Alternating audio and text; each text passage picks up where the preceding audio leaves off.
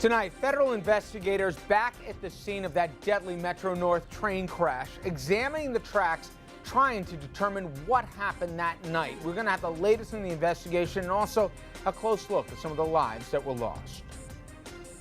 And the debate over measles vaccination has raised many medical as well as ethical questions. Tonight, we speak with an expert on medical ethics about the concerns being raised surrounding the recent rise in measles cases and the unwillingness of some parents to have their children vaccinated. Plus, embattled former New York State Senator Malcolm Smith found guilty of trying to rig the 2013 mayoral race. Next comes the sentencing phase. Does the maximum time Smith is facing fit the crime?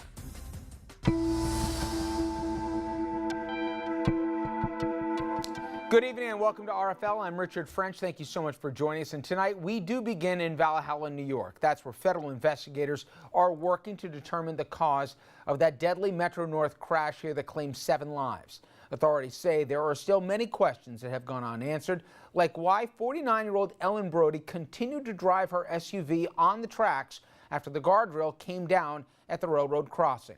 And reporter Carolyn Fortino, who's been covering the story since it broke, she joins us live in Valhalla this evening with the latest on the investigation as well as commuter reaction. Carolyn?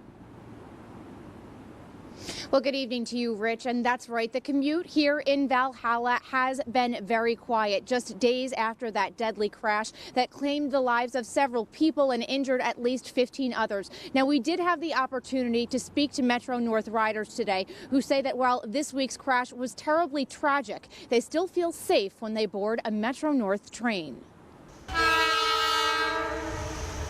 Metro-North trains passed slowly through Valhalla Station, moving cautiously through the crash site at the Commerce Street crossing.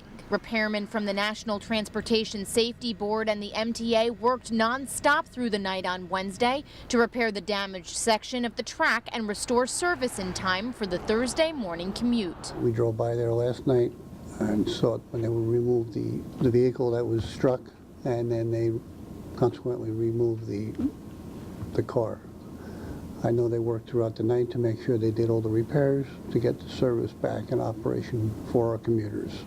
So that's an important thing. People rely on this to get back and forth to work. The NTSB's investigation is now fully underway. The Commerce Street crossing remained closed as workers completed their repairs. Robert Sumwalt, vice president of the NTSB, says their focus has been examining the crash site, interviewing the crew, and finding out what went wrong. Certainly a key part of the investigation will be to understand why that car was stopped on the tracks. That's a key part of the investigation. We stood on the platform as the 352 train pulled into Valhalla. Only one person got off the train. We didn't see anyone riding in the first car, and the rest of the train was close to empty. While they do say Tuesday night's crash was horrific, commuters we spoke with earlier feel MTA trains are safe. It was a horrible thing that happened, but I mean, this train has a good record to being safe, so I'm not nervous. Would guess a lot of people are going to be avoiding the first train after something like this, but yeah, I don't tend to be in the front anyway. A freak accident, thousands of trains, I think it's pretty safe. Now, train service has been fully restored to the Harlem line, but riders have been advised to expect delays because trains still need to slow down when they pass through the Commerce Street crossing. We're live in Valhalla. I'm Carolyn Fortino. Rich, let's send it back to you. Thank you, Carolyn. Tonight, we're also learning more about some of the victims who lost their lives in that devastating accident. 2 of the men who were killed, they were raised in Bedford Hills. And reporter Christina Chiarelli, she has more on how the people in that community are coping following this week's tragedy. A Metropolitan Museum of Art curator and senior finance managing director are 2 of 6 victims killed in the Metro-North crash. 53-year-old Eric Vanderkar was a father and husband who had a passion for listening to and sharing jam band music.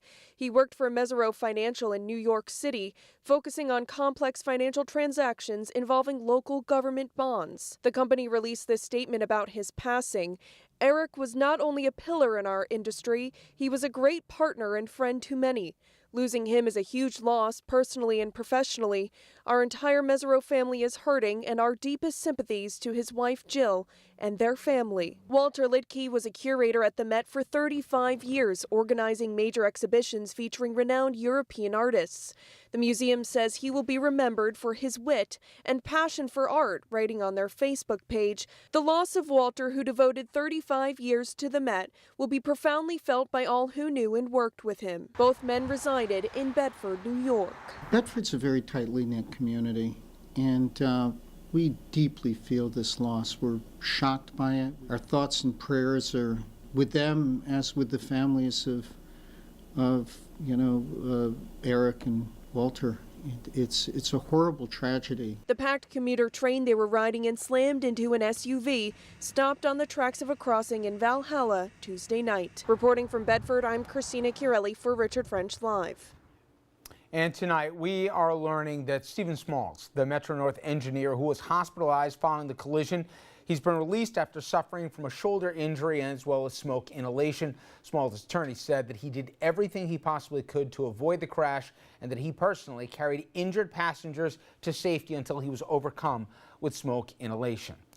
Now, when we come back here, we will switch gears and we will turn to the debate here that is only growing, and it's over measles vaccinations. And all around this country, people are asking the question as to where does privacy of decision here and also public safety, where is that line? A number of medical and ethical questions have been raised, and after the break, we'll hear from an ethicist about whether or not there should be not just accountability but liability for those parents who choose not to inoculate their kids but get yet other people sick as a result. We'll be right back.